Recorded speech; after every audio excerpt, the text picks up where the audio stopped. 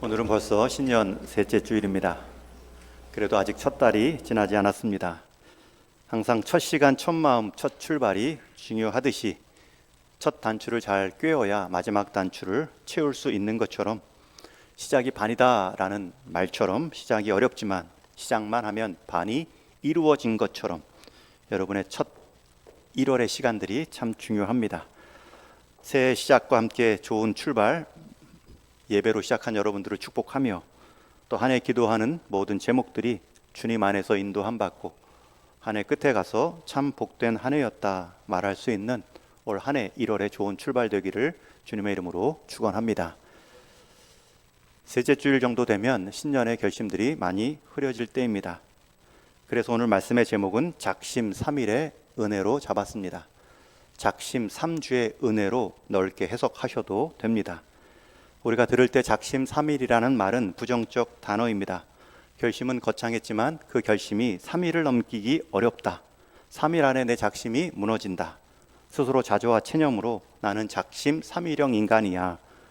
그런데 잘 생각해보면 이 작심이 3일밖에 가지 못했다. 부정의 의미도 있지만 작심은 3일마다 하는 것이다. 긍정의 해석도 가능합니다.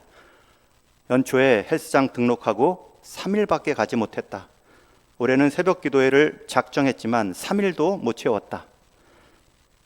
3일도 채우지 못한 내 모습으로 낙심할 것이 아니라 3일이 되었으니 다시 작심할 때가 되었구나. 다시 결심하면 된다라는 긍정적 의미입니다. 그래서 오늘 말씀의 제목은 작심 3일의 은혜이지만 작심 3일의 뜻을 이렇게 다시 고쳐서 읽을 것입니다.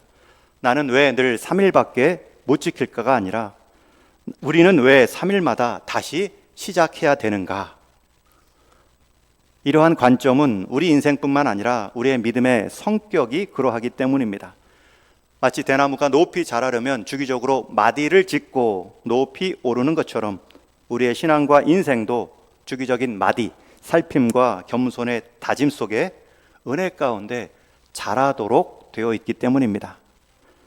오늘 본문의 배경은 호세아 선지자가 북이스라엘 말기, 나라가 무너져가고 있는 가장 아픈 시기에 부름받은 한 선지자의 메시지입니다. 당시 북이스라엘은 정치적으로는 불안했고 종교적으로는 혼합주의, 이신 저신 다 섬기는 혼합주의였으며 도덕적으로는 이미 한참 선을 넘다 못해 선이 무너진 모습입니다. 가장 큰 문제는 그들이 그런 상황에서도 하나님이 떠났다, 하나님이 우리와 함께 있지 않다라는 사실조차 자각하지 못했다는 것입니다. 하나님과의 거리감이 없다는 것이 가장 큰 문제이죠. 그런 상황에서 하나님은 이스라엘을 향해 호세아 선지자를 불러 한 가지 충격적인 사명을 주십니다. 너는 가서 음란한 여자를 아내로 맞이하라. 호세아 선지자에게 주신 명령입니다. 이것은 한 개인이나 가정에 비극을 명령하신 것이 아니라 하나님의 마음을 드러내는 상징적인 명령입니다. 떠나는 아내, 다시 부르는 남편, 도망가는 이스라엘, 끝까지 기다리시는 하나님을 비유적으로 호세아 선지자를 통해 보여주시기를 원한 것이지요. 여러분, 음란한 여자를 아내로 맞이하라라는 말은 너희 현실이 음란한 여인이지만 내가 너희를 포기하지 않고 아내로 받아들인다 라는 하나님의 사랑도 담긴 메시지입니다. 그래서 호세아서를 읽으면 심판도 나오지만 하나님의 긍휼이 곳곳에 배겨 있습니다. 전체 14장 말씀 가운데 앞부분은 사랑의 비유로 시작하지만 중간중간 고발과 탄식, 돌아오지 않는 그 모습에 대한 반복된 요청, 회복을 향한 약속이 계속 이어지고 있습니다. 그 중에 오늘 본문 6장이 분기점이 되는 말씀입니다. 6장의 시작은 이스라엘을 향한 회개의 선언으로 시작되지요.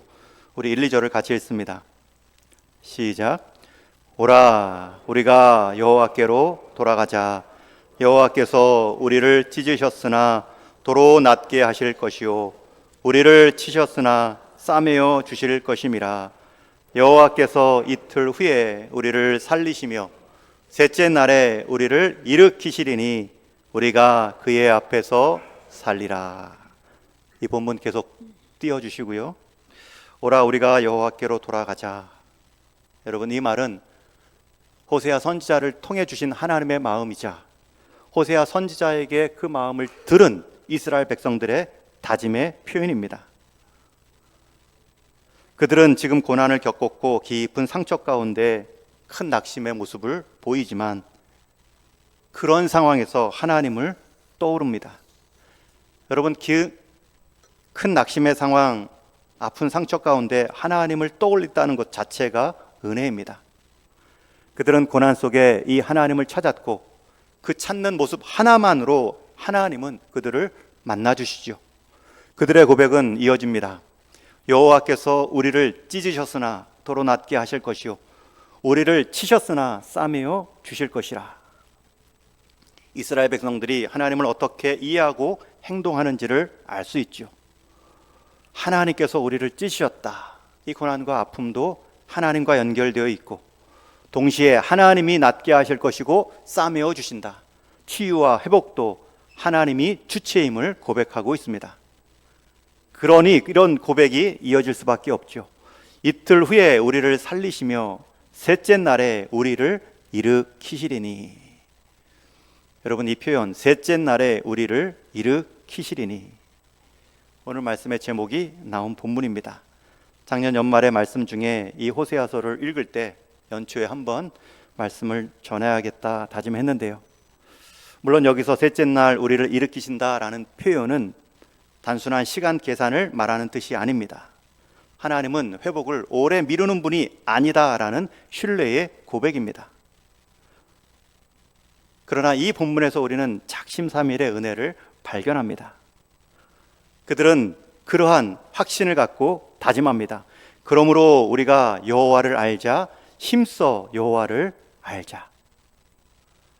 여러분, 여기서 알자라는 말은 관계에 관한 경험과 지식, 정보가 아니라 체험을 통한 관계의 알을 말합니다. 우리가 힘써 여호와를 알자.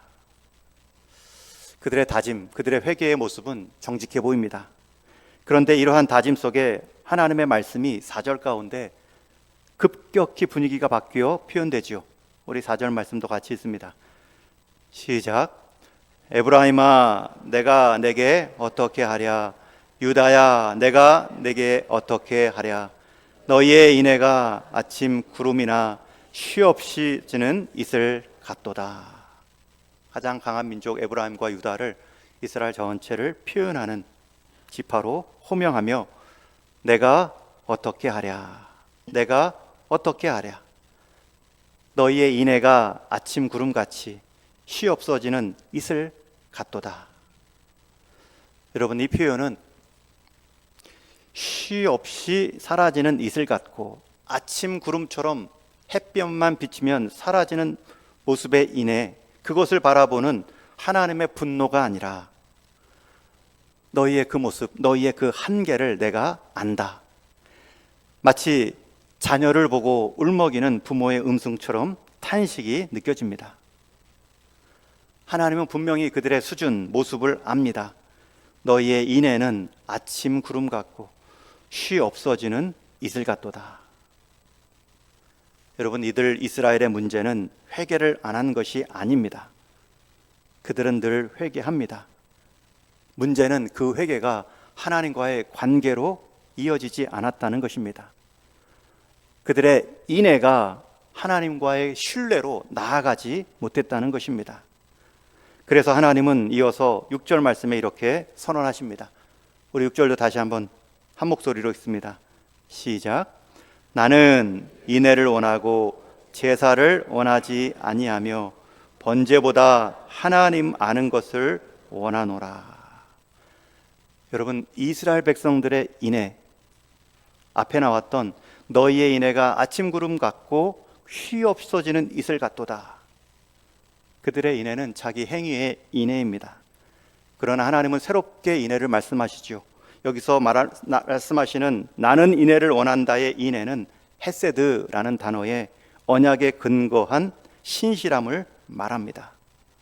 언약에 근거한 그들의 행위, 언약에 근거하지 않은 그들의 행위는 항상 멈출 수밖에 없습니다. 작심 3일이 아니라 작심 3분도 안 될 때가 있습니다.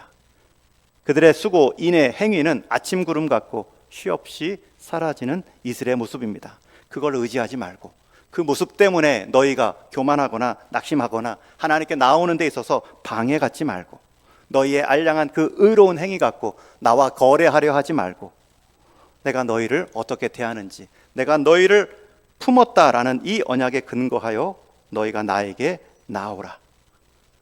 그러니 이 하나님의 인애를 모르고 하나님의 성품을 모르고 나오는 제사, 그것을 나는 원하지 않는다. 너희의 의로움을 드러내려는 번제물 내가 기대하지 않는다. 오히려 너희는 나를 좀 알기를 원한다. 여러분, 하나님을 모르고 드리는 종교적 행위, 예배는 드리지만 삶은 바뀌지 않습니다. 때로 눈물도 날 수 있지만 관계가 깊어지지는 않습니다. 이렇게 살아도 되나 결심은 반복되지만 순종은 깊어지지가 않습니다. 왜요? 하나님을 모르는 나의 인애로 나아갔기 때문입니다. 그런 인생은 3일마다 다시 결심하지요. 또 넘어진 것에 대해 낙심하지요. 그러나 하나님의 인애를 경험한 사람은 3일마다 혹 낙심한다 할지라도 이 말씀이 들립니다. 또 넘어졌느냐? 그래도 오너라. 또 흐트러졌느냐? 그래도 나오너라. 또 실패했느냐? 그래도 나를 힘써 알아라. 여러분, 우리의 인애가 작심 3일이라는 것은 우리의 신앙의 실패를 말하는 것이 아니라 우리는 은혜가 필요한 존재임을 보여주는 증거입니다. 호세아서는 우리에게 계속 묻습니다. 지금 너희의 행위, 너희의 회개는 며칠짜리이냐? 동시에 우리에게 대답해 줍니다. 그래도 계속 돌아오라. 우리는 우리의 신앙, 우리의 행위를 3일 이상 지속되는 그 모습을 보며 부러워할 때가 있죠. 어떻게 저분은 저렇게 한결같을까? 저분은 어떻게 저렇게 기도의 자리를 끝까지 지켜낼까? 저렇게 물질의 태도가 변함이 없을까? 저렇게 하나님 앞에서 대하듯 사람을 신실하게 대하는 모습이 처음과 끝이 똑같을까? 우리는 3일 이상 지속되는 신앙을 부러워할 때가 있지만 여러분, 그렇게 3일 이상 지속된 신앙 이면의 성도들 모습은 매일의 단위마다, 매일의 아침마다 하나님을 경험합니다.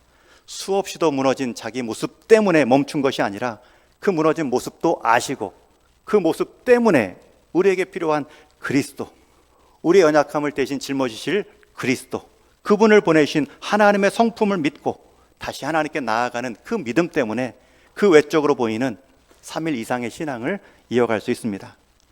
신년 송구영신 예배 때 나눈 에레미야 애가 3장의 말씀을 기억하시는지요? 여호와의 인자와 긍휼이 무궁하심으로 우리가 진멸되지 아니함이니이다. 이것들이 아침마다 새로우니 주의 성실하심이 크시도소이다. 여러분, 우리의 신앙의 뿌리는 인자와 긍휼의 맛 다 있어야 아침마다 새로운 하나님의 은혜를 경험합니다. 인자와 긍휼이 내 행위로, 내 자랑으로 묶여 있다면 여러분, 그 행위는 작심삼일에 자랑받게 되지 않습니다. 지난주 종로시찰 연합 말씀 집회 잘 은혜 가운데 마쳤습니다. 집회 후 강사 목사님과 또 남은 시찰 목사님들이 식사하며 교제하는 중에 강사 목사님이 자신이 노예 고시부에서 겪은 한 이야기를 들려주셨습니다.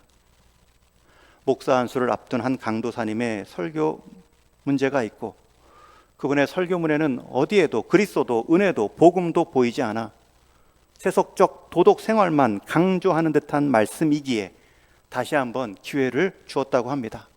이번에는 더 분명한 복음이 드러난 본문까지도 줬는데 그 본문을 가지고 도덕적 설교를 하는 모습을 보고 노예 고시부에서 가장 연장자 목사님께서 복음이 빠진 이 설교자, 복음을 모르는 것 같다.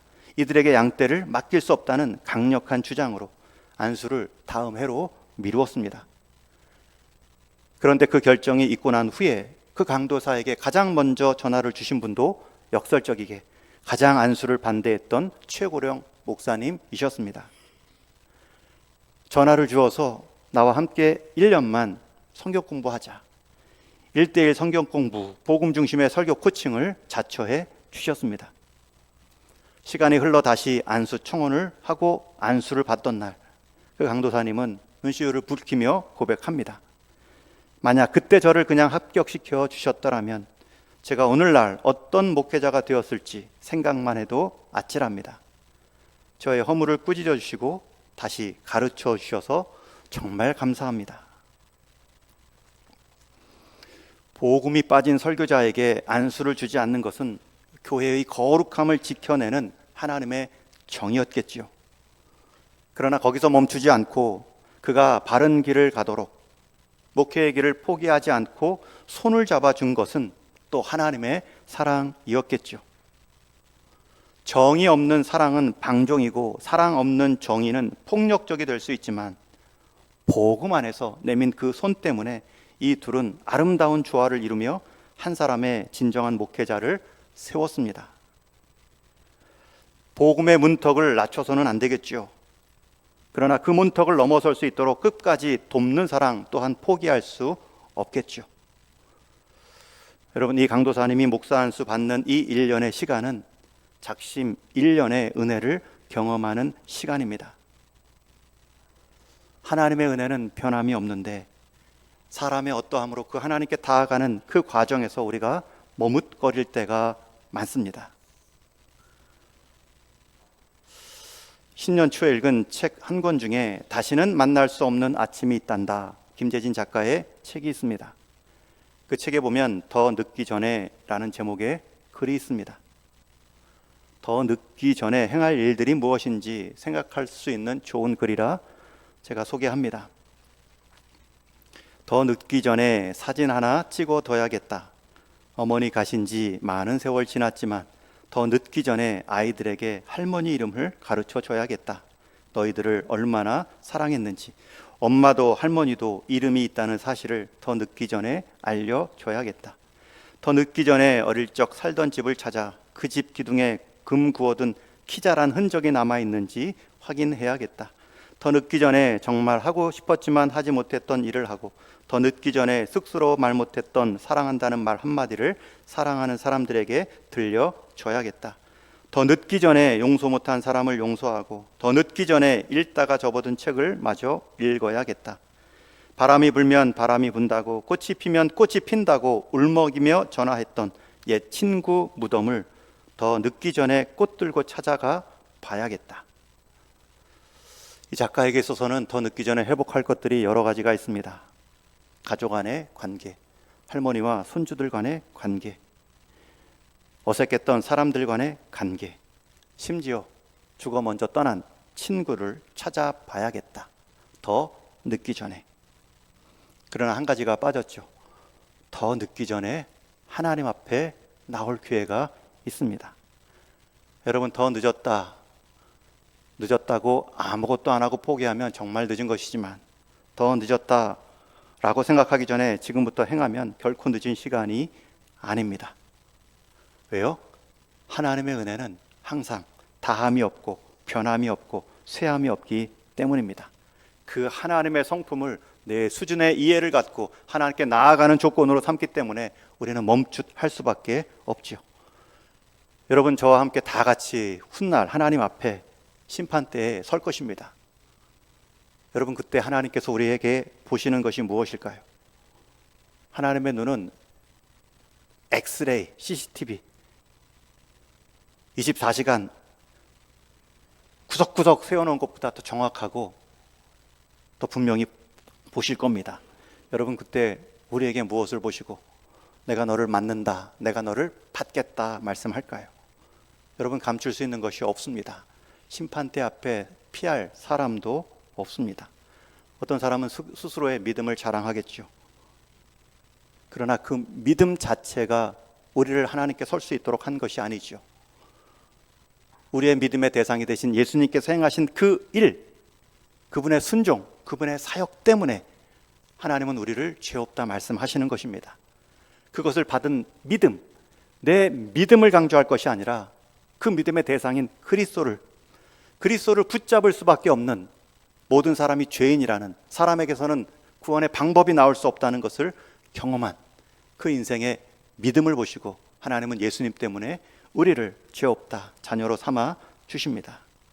여러분, 그것을 경험한 사람이 복음을 아는 사람입니다. 그런 사람은 하나님께 나아가는 일에 주저함이 없습니다. 그러나 아직도 내가 하나님께 뭔가 내세울 것이 있다, 조건을 가지고 하나님 앞에 거래하듯 신앙생활하는 사람은 마지막 날까지 두렵습니다. 복음을 정말 경험하지 못한 인생일 수도 있습니다. 모든 사람이 범죄하였으니 하나님의 의에 이르지 못한다는 것은 하나님께 나아가는 인간의 방법은 없다는 뜻입니다. 그러니 하나님의 방법으로 그리스도를 우리에게 보내주셨고, 그 그리스도를 죽이시기까지 우리를 향한 하나님의 사랑을 보이신 그 은혜를 제가 붙잡습니다. 여러분, 이것이 믿음입니다. 어떤 분들은 이것을 내 믿음 때문에 구원받았다라고 말하는 착각을 하죠. 마치 물에 빠졌는데 구명 보트, 구조선이 왔는데 내가 그 구조선에 손을 내밀어서 내가 살려놨다. 구조선이 왔으니 손을 내미는 것이 의미가 있었죠. 어떤 분이 신약을 개발한 의사로부터 중한 질병의 회복을 경험했습니다. 그런데 그분은 자랑합니다. 내가 그 약을 먹었으니 살았다. 그 약이 나를 살린 것이죠. 그런 하나님의 전적인 은혜, 그 하나님의 주도적인 구원의 사건을 아는 사람은 하나님께 나아가는데 거리낌이 없습니다. 저와 여러분의 인생, 저와 여러분의 신앙의 뿌리가 어디에 내려져 있는지요? 바다에 떠다니는 큰 빙산과 거기서 갈라져 나온 작은 얼음 덩어리들은 가는 방향이 다르다고 합니다. 여러분, 빙산 보셨죠? 큰 집채만한, 산만한 빙산과 거기서 떨어져 나온 작은 얼음 덩어리들은 흘러가는 방향이 다릅니다. 같은 바다에 같은 얼음 구조로 이루어졌는데 왜 같은 바다에 떠 있는 그 덩어리들이 왜 달리 갈까? 바다에 깊이 담그고 있는 큰 빙산들은 바다 아래의 조류의 흐름 따라 흘러갑니다. 그러나 큰 빙산에서 떨어져 나온 작은 얼음 덩어리들은 바다 표면 위에 파도와 바람에 더 큰 영향을 받죠. 큰 빙산은 바닷물 아래 조류에 따라 흘러가는데 작은 얼음 덩어리들은 바다 표면의 파도와 바람의 방향 따라 흘러갑니다. 사람도 빙산과 같은 사람이 있고 가정과 교회도 빙산과 같은 사람이 있습니다. 반대로 사람도, 가정도, 공동체도 작은 얼음 조각 같은 사람이 있습니다. 같은 바닷속에 떠 있지만 서로 영향을 받는 것이 다릅니다. 빙산에게 있어서 얼음의 깊이가 조류를 타고 갈 수 있는 힘이라면 사람에게 있어서, 가정과 공동체에 있어서는 하나님을 만난 그 깊이가 세상 파도와 바람까지도 넘어서게 만들 수 있는, 하나님께로 더 가까이 가는 조류의 흐름 따라 살 수 있는 그의 행동을 좌우합니다. 미단 우리 한 사람, 한 가정, 한 공동체의 이러한 모습을 통하여서 우리는 우리의 삶의 모습을 새롭게 볼 수 있습니다. 여러분, 바다 안에 같이 떠가지만, 같은 공간에서 하나님을 예배하지만, 한 사람은 빙산같이 하나님께 깊이 은혜에 다 있는 사람이 있는가 하면, 한 사람은 외적인 행위에 불과한, 그리하여 바다 파도 가운데 흘러 떠내려가는 신앙인들도 있을 것입니다. 여러분, 그 차이가 무엇입니까?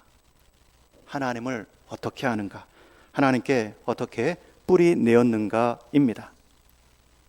이제 말씀을 정리합니다. 여러분, 작심삼일이라는 말, 이것은 실패의 별명이 아닙니다. 하나님의 은혜 앞에 서야 될 믿음의 리듬입니다. 오라 우리가 여호와께 돌아가자. 하나님은 지금 우리에게도 말씀합니다. 이스라엘은 한두 번 떠난 것이 아닙니다. 말 그대로 작심삼일의 민족입니다. 작심삼분의 민족일 수도 있습니다. 그런 민족을 향해 하나님은 이렇게 말씀하지 않으셨습니다. 너 이번이 마지막이다. 다음 기회는 없다. 너 왜 아직도 깨닫지 못하느냐? 라고 말씀하지 않고 대신 지금 돌아오라. 지금 나를 힘써 알아라. 여러분, 작심삼일은 실패의 증거가 아니라 하나님 은혜 앞에서는 아직도 내가 돌아갈 수 있다는 기회의 증거입니다. 신앙에 있어서 정말 위험한 사람은 3일 만에 포기하는 사람이 아니라 다짐조차 하지 않는 사람들입니다.